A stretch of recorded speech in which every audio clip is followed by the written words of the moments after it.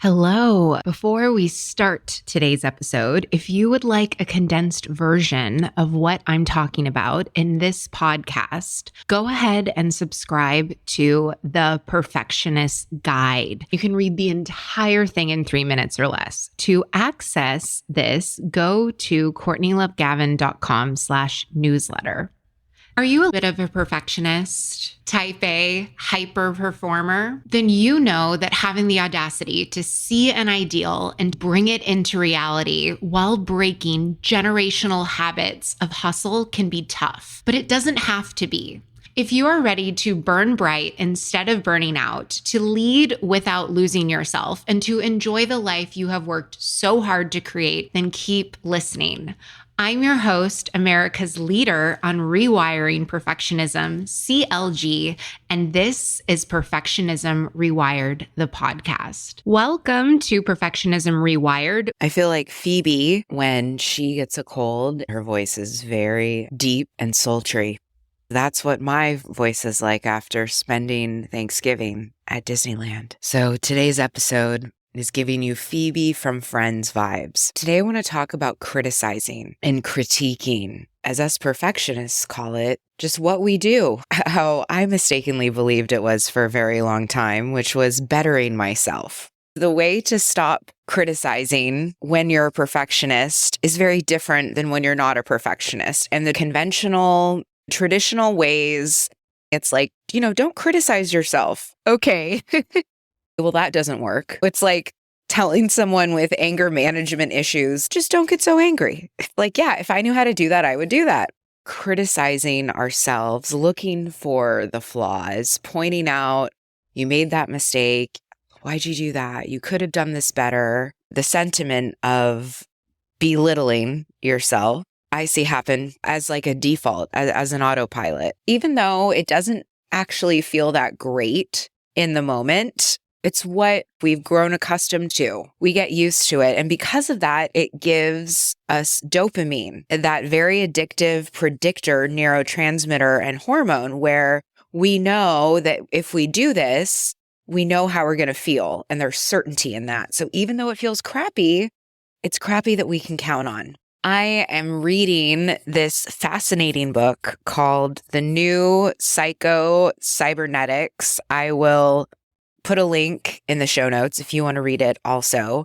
It's a book that was published in the 1960s, written by a plastic surgeon who did reconstructive surgery and realized that even though he would, take people who were disfigured and would transform their physical appearance, that a lot of them would still behave or act or have this belief imprinted upon them that they were still like Quasimodo, right? Like they were still disfigured. He then spent 20 years and became friends with Alfred Adler and all of these pioneers in neuroscience and psychology and somatics, figuring out how our brain and nervous system change how you think about yourself and the way that you interact with yourself. I'm not doing it justice in describing it. In the book, there was a little line about criticizing yourself. And what I drew from that, when you criticize yourself, you're just continuing. We end up continuing the same pattern that we don't like in ourselves. If you think about it that way, criticizing is usually over something that you don't want yourself, that you want to lessen. You don't want to flub your words when you're recording a podcast, so you're going to criticize yourself. But if you think about criticizing as a watering can, you are watering the weeds.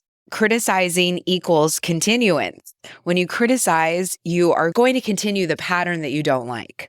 There was a point in our lives where being ridiculed and critiqued leapt us into action. But if you haven't figured it out, you will figure it out soon. And what all of my clients who come and work with me inside Perfectionism Leverage, my one-on-one coaching container, they're all very successful, high achievers, accomplished. They all say what used to work for me isn't working anymore. It's not feeling as good. Like it's beginning to take its toll. Going back to the plant analogy, I have a black thumb. Okay. I have one planty that I have managed to keep alive for, it'll be 3 years in January. But other than that, I'm not gifted in that area. And I used to have some hydrangeas on my front porch, and I would forget to water them. So they would look like flowers in Ursula's garden.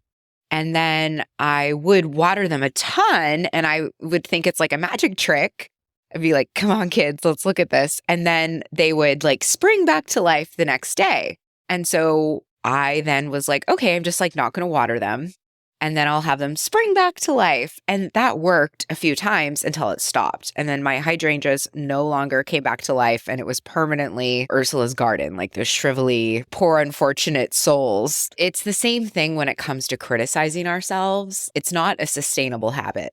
Also, for those of us that are parents and have tiny humans in our lives, it's something that we want to break the cycle of. We don't want to continue the legacy of self-loathing. So what do you do instead? You lead yourself with curiosity instead of criticism. Think about criticizing. It closes, it narrows your perspective. You end up having a pinhole perspective the more and more that you criticize, which tracks because when you criticize, you tend to get very, very fixated on flaws and you're not seeing the whole picture. Where alternatively, when you take a curiosity approach, and curiosity is such a beautiful antidote to criticism. This is why traditional, conventional approaches don't work for perfectionists, okay?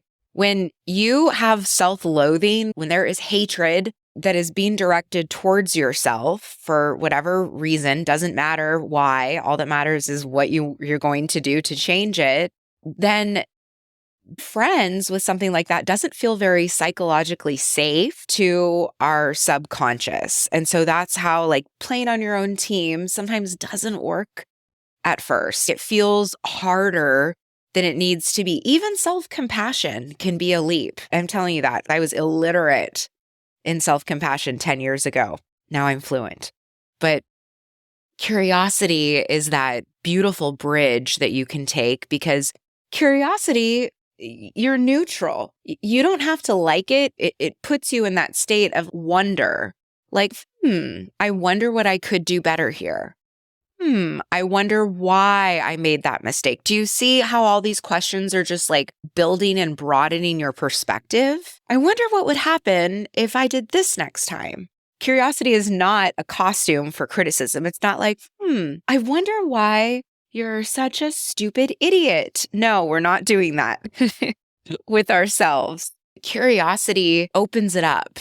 Curiosity is the sunshine and the nurture that we need so that we stop perpetuating the patterns that we don't want to have anymore in our life, that we get out of our own way.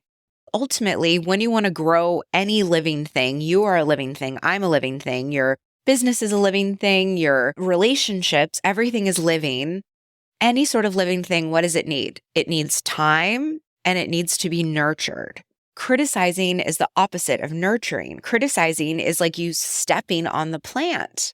It's not watering it. For a lot of us perfectionists, we care deeply. And when we mess up or when we don't meet our goals or something doesn't go the way that we want it to go, then we feel severely disappointed. And the last thing that we want to do in this analogy, if we ourselves are the plants, is to be like, the last thing I want to do is to water that bitch. Like, I'm mad, it didn't perform. But that's not how the plant grows. And so it's okay if it feels awkward AF.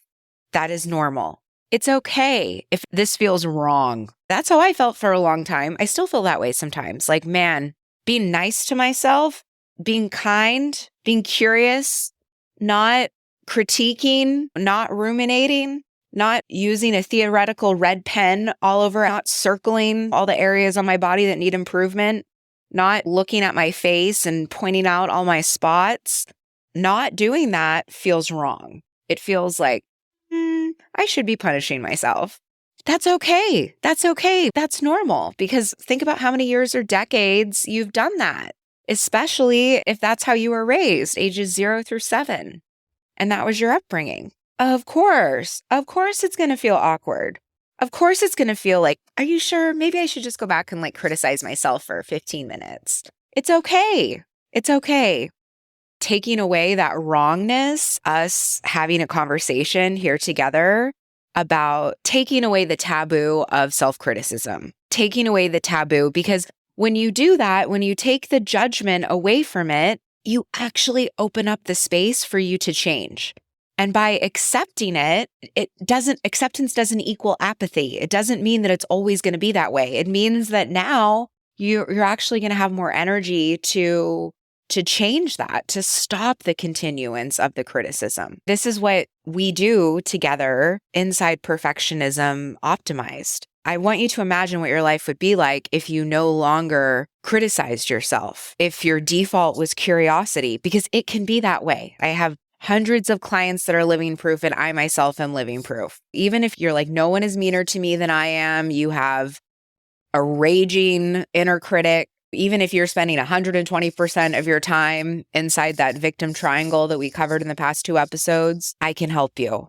And there is so much hope for you. You can change starting today, replacing your criticism with curiosity. And you want it to happen before Christmas, then get in touch with me now.